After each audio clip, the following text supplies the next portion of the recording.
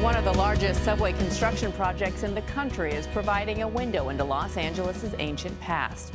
We first took you underground last summer. Carter Evans joined archaeologists unearthing the bones of prehistoric mammals that roamed more than 11,000 years ago. In the past few weeks, Carter learned a big new group of fossils had been uncovered. We sent him back for the first peek at the growing treasure trove. We've got mammoths and mastodons from one end. We're finding horses over here. It's been really fun. We first met paleontologist Dr. Ashley Ledger 40 feet underground, where she leads a group of archaeologists in one of the most unusual digs in the country. And because these fossils are so old, we're the first humans to have ever seen them. Ledger is still deep in the dig and excited to share her latest finds. What have we got here? Quite a smattering of Ice Age critters and then a little more. There's mammoth material over by you. So this is a metatarsal or a foot bone from a bison. The discoveries paint a picture of what Los Angeles looked like tens of thousands of years ago. I think all of the people who drive the busy streets of LA every day are just going to be shocked to know that all of these animals were roaming essentially the streets around here. Yes, right under their feet. This treasure trove is coming out of an area where you don't usually get to dig a giant 80-foot deep pit. First, they found bones of Columbian mammoths that roamed here in herds during the Ice Age. They uncovered this 3-foot section of tusk and a nearly complete skull, a rare find.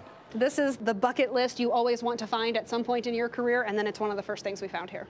One of the first, but certainly not the last. They just made another unusual discovery, a bone from a giant sloth. You think sloth, you think slow-moving, small, cuddly. Yeah. These are huge. They're taller than I am. Wow. She showed us a full skeleton at the La Brea Tar Pits Museum right next to the subway line. It looks so vicious. They do. They look ominous. They have these big claws. They're enormous. They just look a little too scary to mess with.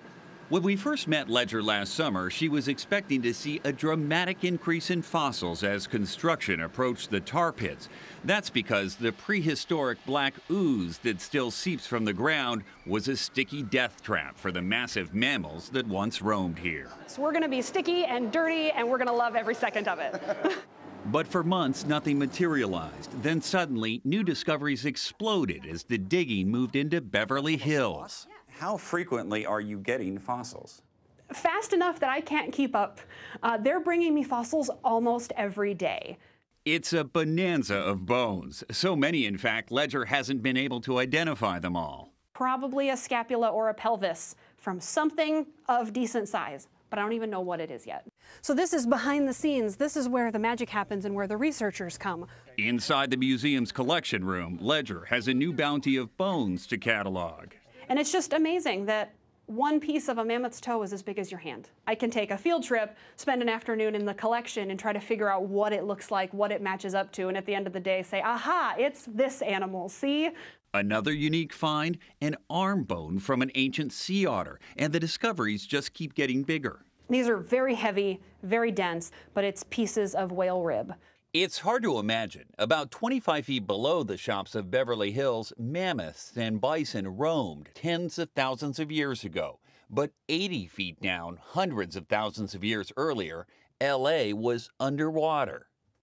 When you look at this, what do you see here? Well, I see the history of Los Angeles. Hundreds of thousands of years ago, animals like whales were swimming in the ocean that was in that exact same area. This was the ocean. Yes, it's mind-blowing to think about, but really exciting. Subway construction will continue for several more years, building the future, while Ledger's team works to preserve LA's prehistoric past. Fossils are always rare. We estimate that less than 1% of life on Earth actually fossilizes, so the fact that we get anything is incredible. For CBS This Morning, Carter Evans, Los Angeles.